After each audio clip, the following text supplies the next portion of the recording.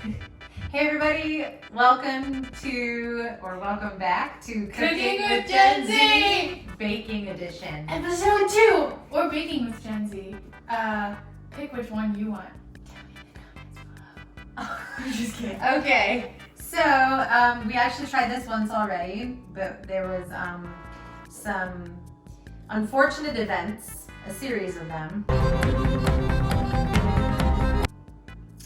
with the camera, and so this is what we're making. Peach cobbler. As you can see, some people have already eaten some. Unless you should worry about our sugar intake, we are not going to be eating the second one. We will be giving it to our neighbors. So, we are today making Southern style peach cobbler. I understand that many people in the South may not have this exact kind of peach cobbler, but the reason I describe it like that is because my family is from the South and my grandma, who is from West Virginia, this is the type of peach cobbler she always made us, and it was my favorite growing up. So it's more like a biscuit, doughy kind of peach cobbler rather than the peach cobbler that has like the streusel or the crumble on top of it. So can you get the peaches out? Yes, I'll get them. That's not how you do it. I don't think it works this way. Okay, so while Abby is getting the peaches, I'll go over how we're going to use this. This is a 1-1-1 style peach cobbler, which means it takes 1 cup of self-rising flour. I actually have only all-purpose flour, so I'm going to show you, I will teach you how to make self-rising flour from ingredients you should have around, or you are likely to have around. So 1 cup of self-rising flour, 1 cup of sugar, 1 cup of milk, and 1 stick of butter, and then peaches. So we have 5 peaches we're going to use. After we cut up like maybe 3 or 4, we'll see how much it looks like we have, and we'll add the 4th or 5th one in if we feel like it needs it.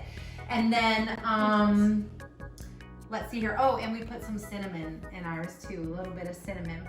So the first step for this peach cobbler is to preheat the oven to 400 degrees. Bake? Yep. How 400. Oh. Yep, and then press start. Don't forget the pressing start part. Very good. Hard to remember. Okay, so after we've preheated the oven, now we're actually going to melt the butter. We're doing it on the stovetop today.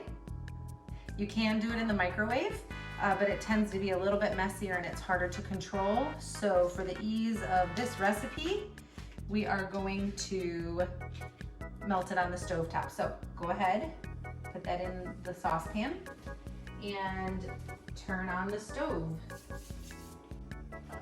Just to like low or a little bit above low. A little more, a little higher. All right, good. Okay, so always wash your fruit anytime you are making a fruit dessert of any sort, apple pie, peach cobbler, anything like that. So we're going to cut the peaches. So in order to try and get the most out of the peach and avoid the pit, you'll start cutting kind of near this like little peach butt, just on either side of it, and you should get more meat and avoid hitting the pit. Now these peaches, my darling, you can see they're not so pretty. They're a little bruised, but that's because for one, we got them from a farmer, if you remember. Yep. And they were picked ripe from the farmer's trees rather than being picked before they were ripe for the store. So these look a little less pretty, but that means they're perfect for something like peach cobbler. But they taste pretty. They taste really good. And you do the same thing like with apples. If you happen to go to the apple orchard and you, do you want to cut? Sure. You go to the apple orchard and you get some like apples that are kind of like, keep your thumb out of the way, that are kind of bruised or they don't look as good, or you know, they're kind of ugly apples. Those are great for like apple pie or applesauce, apple butter. Apple butter. Okay, good. A little further down. So we try to get like the little butts of the peach too, just because. Like the bottom, not the top. Yeah, not where the stem is. That would be the blossom end actually. So when peach trees fruit or flower, the fruit comes from the flower, and that bottom of the peach is actually the blossom end. That's the end. That's the part that first starts coming out after the tree blossoms. Good. So important thing, always keep your fingers out of the way when you're cutting. It is a good skill to practice with your holding hand, actually curving your fingers so that as you're slicing, you stay away from them. It can be sliced, you know, like around this kind of thickness maybe. You can play around with it, kind of, you know, experiment with a few different ways, whether you like the slices thinner or thicker, or even like cutting it into chunks. Doesn't have to be super uniform. The peaches are all gonna cook, and they all will taste just as delicious regardless of how you cut it. Yep. No matter how you slice it. Alright, can you check on the butter, please? Yes. This butter has been happily melting. There's a lot of butter juice in there. Okay, how's it looking? Melted. Is it melted all the way? No. You can still see that there's Okay, grab the handle and just kind of swirl it around really gently to melt it a little, or to.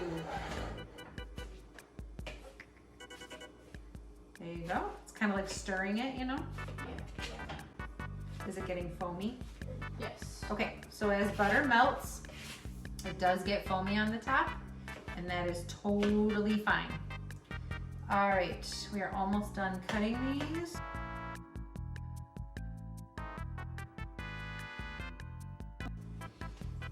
Thankfully, we had as many as we did. Yeah. Good thing I bought 2 quarts instead of 1. Yep. All right, Now what's a quart? No, just it's a unit of measurement for fruit as well as a liquid measurement. Okay, I think everything is sliced. Okay, so we're gonna set that aside. We're done with that for now. Wash my hands really quick. So then, okay, that looks good. All right, see how foamy this is, this butter? It's okay, totally normal. As butter melts, particularly on the stove, it'll get foamy like that, that's no problem. But see, if you can see how it's still like a nice golden yellow, you want to melt your butter slowly on the stove so that it doesn't start to brown. This is not a brown butter recipe. Some recipes are brown butter, but this is not. Okay, so now, let's put our stuff together. Okay, so in order to make all-purpose flour self-rising flour, in this recipe we need to use just a cup of flour for the whole recipe. But in general, to make all-purpose flour self-rising flour, you're gonna take your flour, your all-purpose flour, add baking powder, which is your leavening agent, which makes it rise, and salt, which is generally known to help control the rise. Okay. So it doesn't go out of control. That's how it works with like yeast breads. I don't know that that's the same here, but let's say it is. Okay, so we're gonna do a cup of flour. You don't have to do the spoon and scoop method. Just go ahead and like. So what's the difference between normal and all-purpose? So all-purpose flour is like flour for everything. Okay. So the oven's ready. Self-rising flour means that it has a leavening agent in it so that it will rise. Okay, that's how that ended up like that. So. Okay, go ahead and put that in the bowl. If you're, You know what, we can do a little more. Sorry. it's okay. If your oven is ready before you're ready to put the stuff in, don't panic even though it's beeping. Okay, I'm so a now we're professional gonna, panicker. to this 1 cup of flour, Okay. you'll take 1.5 teaspoons Okay. of baking powder. Got it. Teaspoon, not tablespoon. Look for the B. If it has a B, No, it's this bad. part scrapes it off, so go ahead and fill it and then scrape it. Just dump it? Yep. So see this here on baking powders, it has this like sharp edge, that's so you can scoop and Scrape off. level it So off. it's flat. 1.5. Very good. Yep. Perfect. Okay. So I actually, to mention, I don't know where the lid is, here it is. I like the Rumford baking powder because it does not have aluminum in it. A lot of baking powders are made with aluminum, so Rumford is aluminum free and it's non-GMO verified. So Aluminium. you can get any kind of baking powder, but Rumford is a really good brand, particularly because they don't have aluminum. Why does aluminum affect it? I actually don't know. I don't know if it's like anti-caking or what it is, but it's not great to like ingest really aluminum. It's Don't not really ingest ideal. metal, kids. Okay. Just iron. Entonces, then 1 cup of sugar from my sugar. Okay, doesn't have to be fully. I mean, you know, it ends up sweet anyways because the peaches are sweet. Sweet. So it doesn't have to be like perfect. It could be, if you want it a little less because you want it less sweet, you can use less sugar. Go ahead and dump it there. Okay, 1 cup of sugar. Helps the medicine go down. And then we're gonna do some, oh here, let's go ahead and mix that together really good, okay? Whisk it good. People are gonna get that reference. Their moms will. This makes me think of the Vine where the kid has to start his mashed potatoes all over again. Okay, that's good. Let's put some cinnamon. Cinnamon. Just kidding. How much are you supposed to put? This is to taste. We like it a little bit cinnamony, right? So this honestly, again, just kind of experiment with it and see. This is probably about 1/2 tablespoon. Scratch that, 1/2 teaspoon. 1/2 tablespoon is a lot more. It's about 1/2 tablespoon probably, so you could measure it out and figure out what you like. That's a great way to do it. Go ahead and whisk that together again, But baby. for more reference, it was like 3 taps.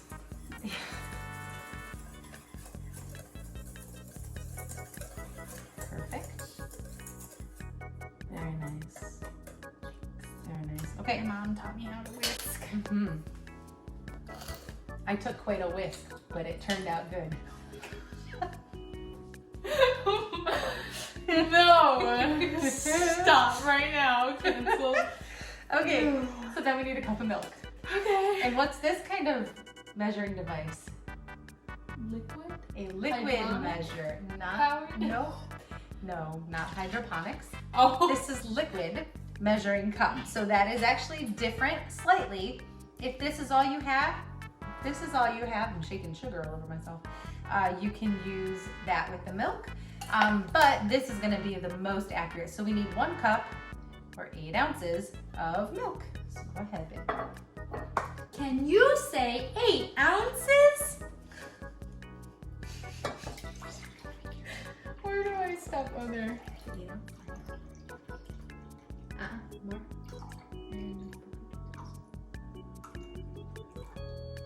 Okay. All right. Now, Do I pour it? pour it in. Okay.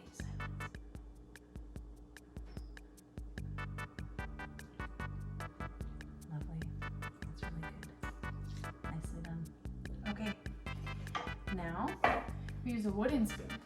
yep, we can whisk it still. Actually, let's Can whisk you? it. Yeah, Is just that go legal? for it. Go ahead.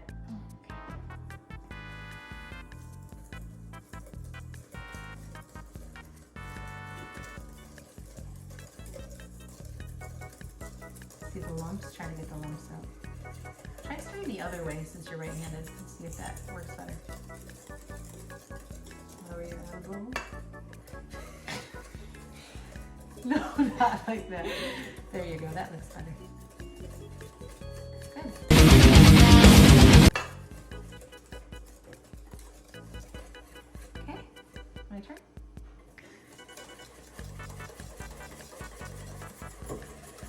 how my elbow is lower? It's So all in the wrist. Stir in rectangles. It's all in the wrist. You actually don't really need to move Stir your in arms lines. Just go like this Okay. and hope for the best. All right, set that aside. Now, grab the butter. Yeah, grab it at the end. Good. Okay, pour it on in.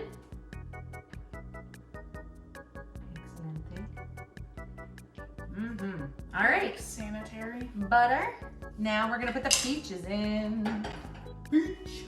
All right, let's put the peach slices in.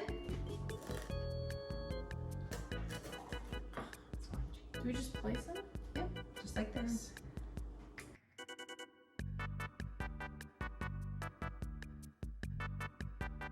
Okay. I can do it just by myself.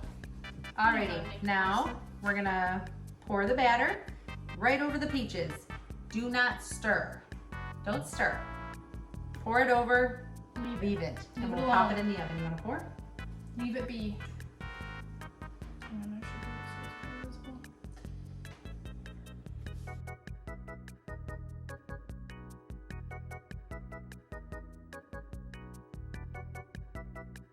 Like this. You could really do this with apples too. You could make any kind of fruit that you want in the cobbler. The principle, the recipe is gonna be the same. So this is what it looks like before it goes in the oven. We'll put it in the 400-degree oven for 40 minutes. And we'll keep checking on it because sometimes depending on how hot your oven is, whether it's true to temp or maybe a little higher or a little lower, it may cook a little bit faster or it may take a little bit longer. Wanna open that, babe? All right, close it. We'll set the timer for 40. And we'll be back with the finished product.